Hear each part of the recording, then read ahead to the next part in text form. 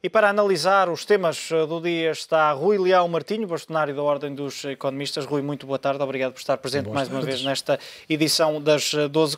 Começando por este encontro de 3 dias entre o Presidente da República e os principais banqueiros, a questão que lhe coloco é e que muitos portugueses colocarão nesta altura é se há algum tipo de receios ou algum fundamento para haver receios em relação ao sistema bancário nesta altura. Ora, eu acho que não. Acho que isto faz parte daquilo que, digamos, são atribuições do Presidente da República. Ouvir a sociedade. E, como sabe, um dos problemas fundamentais, mesmo quando falamos em ganhar competitividade, em fazermos algo pela concorrência, ajudar as empresas, é a questão do financiamento. O nosso problema é também de financiamento, ainda, daí também este memorando de entendimento e esta ajuda externa. E no que diz respeito a Portugal, agora dentro do país, temos sempre duas visões.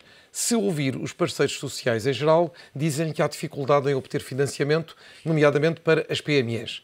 Se ouvir os bancos e os seus responsáveis, banqueiros ou administradores, dizem-lhe que os projetos não são em número suficiente para aquilo que eles gostariam. Ou seja, há risco sempre dos projetos, o risco que é incorporado em muitos deles não é de maneira nenhuma admissível nos critérios da banca e, portanto, temos duas visões e penso que, se calhar, o Presidente da República quis ouvir dos bancos se, efetivamente, o problema do financiamento à economia estava garantido e penso que está. Os bancos, como sabe, estão capitalizados, desalavancaram já muito da sua atividade, estão hoje a tratar das imparidades, primeiro da questão das dívidas soberanas, agora do imobiliário, e têm financiamento. Agora, terá que haver, com certeza, é uma conjugação de vários fatores.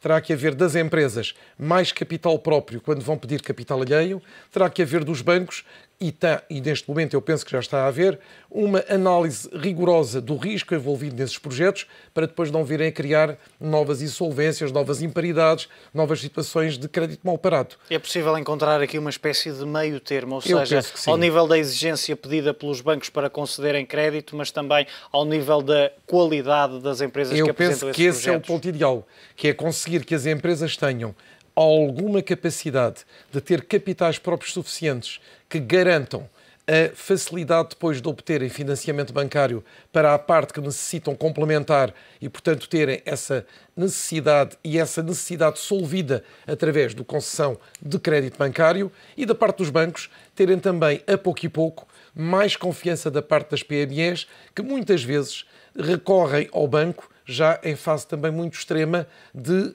necessidade. Portanto, terá que haver aqui, dos dois lados, o tal caminho comum que têm que fazer, mas a questão da reunião, que era essa a sua pergunta, penso que se mantém dentro do espírito normal de reunião do Presidente da República com partes da sociedade civil que gosta de ouvir, que tem que ouvir e que depois tem que avalizar para saber se efetivamente a economia está normalmente a correr e sem problemas de maior. Olhando para a nossa economia, para a economia portuguesa, mas do lado mais europeu, tivemos o Ecofin ontem, mas antes disso, e comecemos pelo dia anterior, o Eurogrupo, em que se ficou a saber que Portugal não vai ter os mesmos benefícios da Grécia. A questão que lhe coloco é, faria sentido a Portugal ter, nesta altura, os mesmos benefícios com a Grécia, sendo que as duas realidades são, e pelo menos para já, muito distintas? Vamos lá ver. Eu acho que aqui eu dividia o problema em duas partes. Primeiro, a questão das decisões quanto à Grécia e a atitude e as palavras que foram ditas por responsáveis europeus. E aí, o que eu vi ontem relativamente a vários responsáveis europeus foi explicações que não são de tal maneira convincentes que me permitam tirar a ideia de que não havia uma primeira ideia que depois foi, digamos que alterada quando falaram ontem ou anteontem. Mas depois a parte de fundo, que é a questão das medidas da Grécia, serem ou não as medidas que Portugal necessita. Ora, como sabe, se vir vários relatórios de várias partes da sociedade civil, os parceiros apontam sempre que Portugal devia, como que, obter duas outras condições para a continuação do memorando de entendimento. Uma delas era ter um prazo mais alargado de pagamento, outra era rever os encargos financeiros de maneira a poderem descer esses encargos. Ora, isto é parte daquilo que foi cedido à Grécia. Mas eu também compreendo que Portugal está considerado como um país, tal como a Irlanda, que está a cumprir o seu memorando de entendimento, que em cada inspeção tem as necessárias aprovações para continuar a ser apoiado e, portanto, neste momento, isto pode não ser um momento para estender essas condições a Portugal. O que quer dizer, segundo o meu entendimento, que neste momento continuaremos como estamos, a Irlanda também, mas claro que estamos todos vigilantes e estamos todos a fazer o caminho em comum. E se no próximo ano houver uma maior dificuldade da Europa sair da crise, da Europa ter melhores dados económicos, da Europa nos ajudar naquilo que precisamos também para o nosso próprio crescimento, talvez haja uma facilidade desse princípio de igualdade de tratamento ser estendido a países como Portugal ou a Irlanda. Por agora, penso que não é necessário. Posso entender das palavras do Rui que se a situação, e no caso português em concreto, se por acaso se agravar, Portugal poderá ter acesso a esses benefícios? Eu penso que é isso que estará no espírito, digamos, daquilo que foi discutido. Não estou dentro da política, não estou dentro do governo, mas o que eu neste momento concluo é que para as entidades que nos acompanham e nos vigiam, digamos assim, e para Portugal, o que estamos a fazer neste momento é suficiente. Vamos agora esperar que na execução do orçamento de 2013 e na evolução da Europa em 2013 as condições sejam favoráveis. Não sendo, se calhar dentro de uns meses, estas condições estão de novo sobre a mesa. Vão ser favoráveis essas condições, na sua visão? Eu sou um otimista e espero que sim em termos europeus, embora tenhamos aqui muitos perigos. Repare que a Europa tem tido muita dificuldade em sair da crise. A Europa, por exemplo, tem muita dificuldade neste momento num assunto que parecia simples, que é a União Bancária. Portanto, a Europa tem sempre uma lentidão para conseguir este consenso de tantos países que pode, por vezes, fazer retardar elementos favoráveis que ajudem o desenvolvimento do país. Nesta altura era perigoso para Portugal receber esses benefícios? Poderia ficar associado não digo que era perigoso, à Grécia? Mas pode ficar associado a uma imagem da qual nós temos querido fugir desde há 1 ano e meio. De incumpridor. Nós sempre dissemos, nós não somos a Grécia. O que era necessário era mostrar que não somos a Grécia. Portanto, agora, ir rapidamente a seguir à Grécia, sem ter um motivo fundo, eu acho que talvez fosse precipitado. Olhando para outra questão, e que eu de resto tenho colocado aqui alguns convidados para se perceber de que forma é que pensam os líderes europeus nesta altura, e é esta. Não é estranho que os países, à medida que vão incumprindo, que é o caso mais evidente, é o da Grécia, recebam melhorias nas ajudas que têm, recebam estes benefícios como tem acontecido com a Grécia? Recebem esses benefícios, recebem essas melhorias vistas do nosso lado, mas cada vez vão estando mais afastadas de voltar aos mercados. E nós temos um objetivo ambicioso, que é voltar aos mercados. Claro que temos tido emissões de empresas dos mercados nos últimos meses, dos bancos, das grandes companhias portuguesas, mas nós queremos voltar em pleno. E para isso temos que fazer este caminho.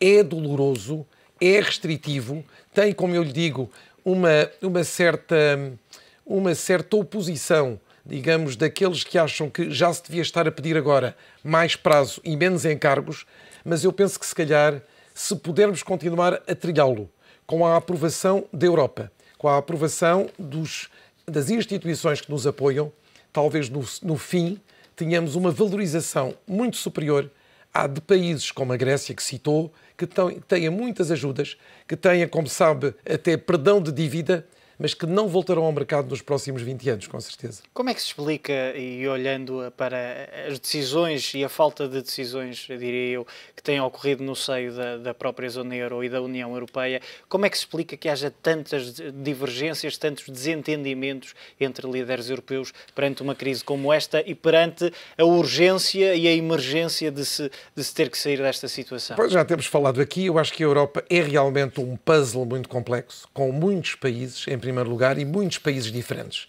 E todos tendo objetivos que, apesar de tudo, são sempre nacionais e depois talvez é que sejam europeus. E isso nega um bocadinho a ideia da própria Europa, que era ter a tal ideia da Europa solidária, coesa, forte e unida sobre os países. Ainda não é assim, porque eu penso que ainda estamos na necessidade emergente e rápida de aprofundar a Europa.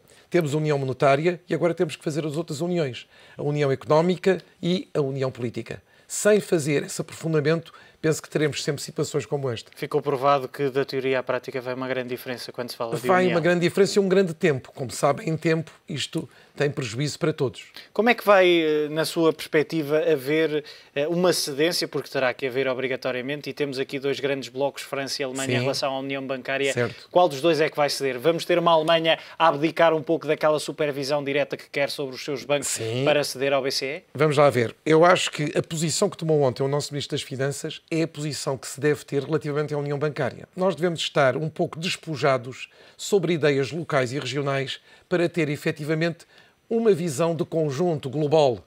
O Ministro das Finanças português teve-a e tem. E, portanto, essa visão quer dizer que a União Bancária é urgente, porque o que esteve sempre na origem da nossa crise foi esta grande mistura de dívida soberana, dívida bancária, tudo isto é muito complexo. Para separar definitivamente, tem-se um objetivo, que no início do próximo ano a União Bancária permita a tal supervisão europeia de conjunto, sem deixar de haver supervisões locais. A Alemanha tem um problema que penso que começa a perceber-se bem.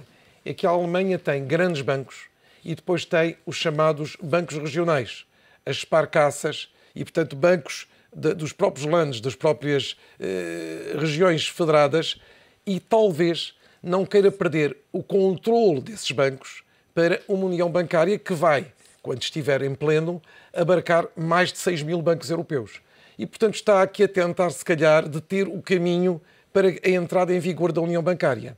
A França, penso que talvez tenha um pouco de receio de perder o grande papel de praça internacional a partir do momento em que isto fica, digamos, mais num chapéu global, onde todos os bancos são iguais e onde pode haver surpresas de, por exemplo, haver bancos mais capitalizados, mais solúveis, mais solventes, se quiser, em países fora dos grandes países, do que se calhar naquilo que estamos habituados, que são normalmente os dois blocos. Portanto, penso que podem entender-se.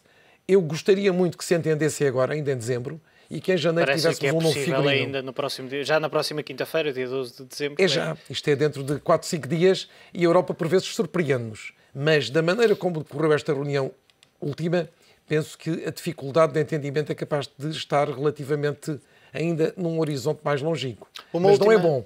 Uma última questão a este respeito. Faz sentido termos um Banco Central Europeu, uma única instituição, e como falou, a supervisionar diretamente mais de 6 mil bancos? Sim, mas segundo eu entendo, será uma unidade dentro do Banco Central Europeu, à parte, só para a supervisão. Repara, o problema é que a banca é o único setor onde há o chamado risco sistémico. E, portanto, para deter esse risco sistémico, que já não é, em termos europeus, só de um país, depois é de todo o espaço europeu, tem que haver uma organização altamente apetrechada.